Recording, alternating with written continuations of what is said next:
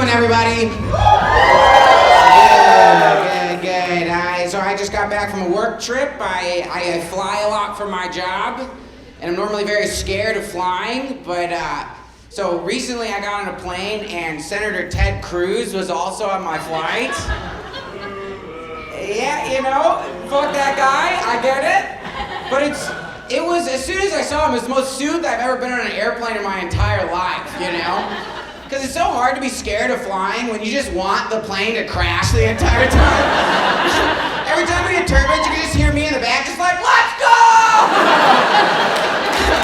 I'm ready to hijack that plane myself, you know? 9/11 Part 2, this time it's for America, baby, come on. Patriots Day. Yeah, I got a weird job. I like work with cameras and reality TV. Do you guys, any reality TV heads here? Yeah, so I work for the show 90 Day Fiancé right now. Yeah. I mean, I don't do much. I ruin the show, I will say. There have been a few episodes that haven't gone out because of yours truly, so.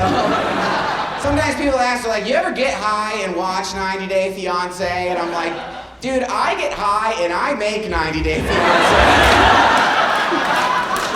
Pretty bad at the job, you know? I'm very bad at the job. So, you know, society tells you to fake it until you make it. You guys have heard of that one? Yeah? What they don't tell you is that if you fake it and then end up making it, you're like, everybody that you work with is gonna be like, pretty sure this guy's faking it right now. Fucking sucks at this job. I met someone when I was working for that show so they're from Iraq and they actually personally knew Saddam Hussein. You guys remember that guy? He told me that Saddam Hussein loved doing cocaine with his friends. And I was just like, well, it turns out we've got more in common than I thought, you know? Should have just talked that one over, you know? Over an 8-ball and a gold toilet, you know what I mean?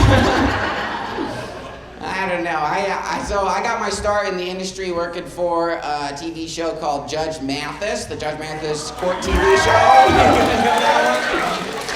Yeah. So if you've never heard of that show, it's a show where we have college-educated producers scour this great nation of ours for the creme de la creme of crackheads and alcoholics. We have them go on TV and fight each other with their words, you know? And they're not very good at those, if you've seen the show, you know? Sometimes people ask me, they're like, is that show scripted? And I'm like, dude, none of these people know how to read, so no. My job on that show was to babysit the crackheads, you know?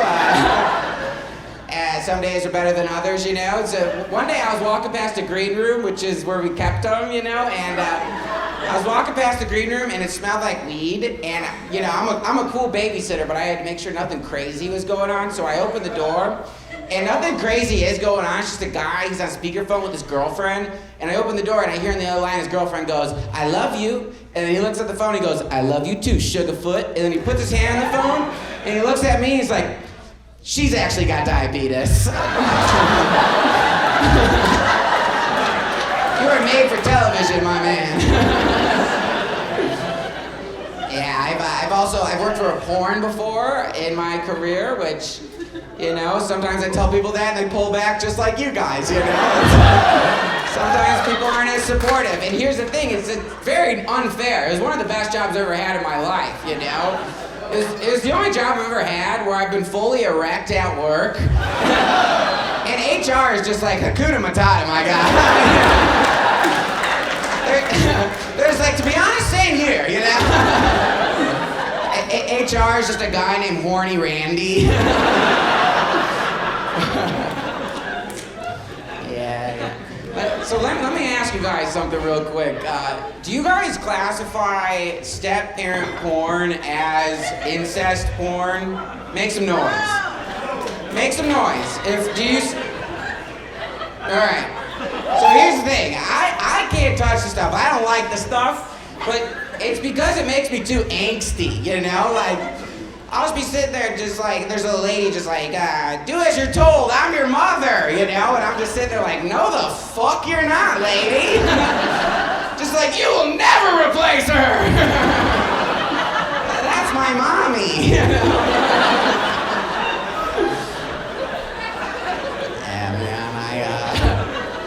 I want to be hot like the guys that I met, and gals, I guess, I don't know. Like the people I met from the porn, I want to be hot like them. But I don't want to be too hot. I just want to be hot enough where I can wear, camouflage and people don't think I'm about to shoot up an office building, you know? Some people wear them and they're like, that's an artist, you know? I want to be able to wear overalls and people don't think I look like a plumber, you know? There's nothing wrong with looking like a plumber. It's just I want to look like I'm laying pipe, not fixing them, you know?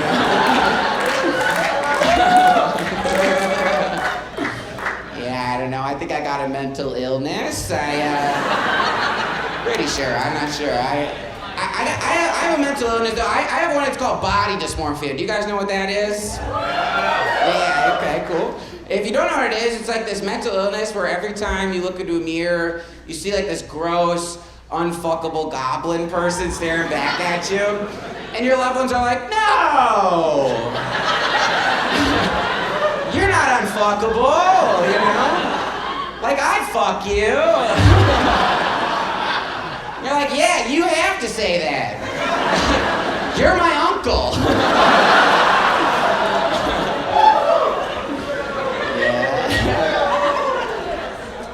I've actually never seen a doctor for any mental illness. It's the only mental illness that I just kind of hope I have, you know? Because if I'm wrong about that, I'm just right about myself, which we can't have that. You imagine going to see a doctor and they come back with a clipboard, they're like, well, says here you're just a fat loser, sorry.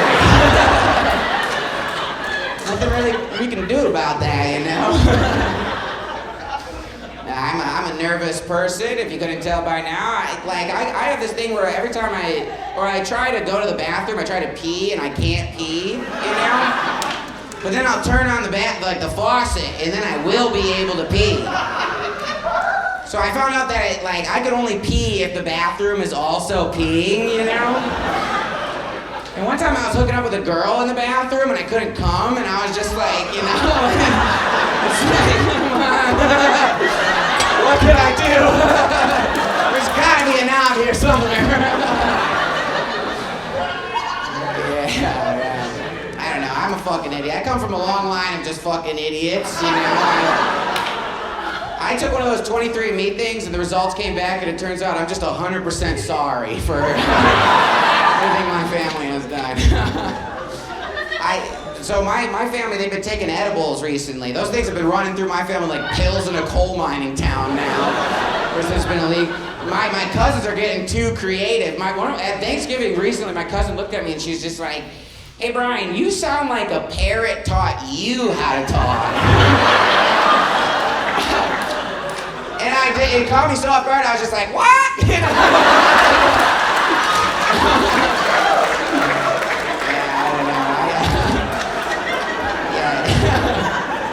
If you can't tell, I don't have a voice designed for dirty talk, right?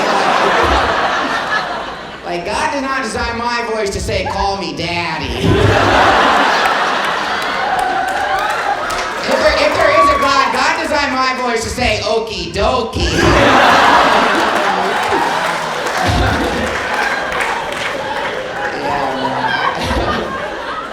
I've been seeing someone right now.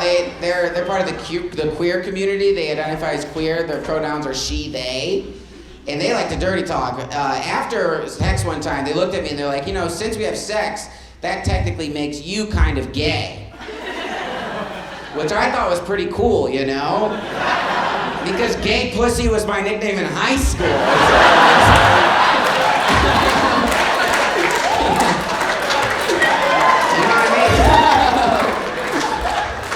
High school was fun. I played sports in high school, but I wasn't very good at them, you know? And the coaches, they'd always tell us not to do steroids because it would give us tiny testicles and acne. And I was always just like, yeah, well, I might as well also have big muscles, you know? think I'm one clean cup of piss away from varsity, coach. So. All right, guys, thank you so much. My name's Brian.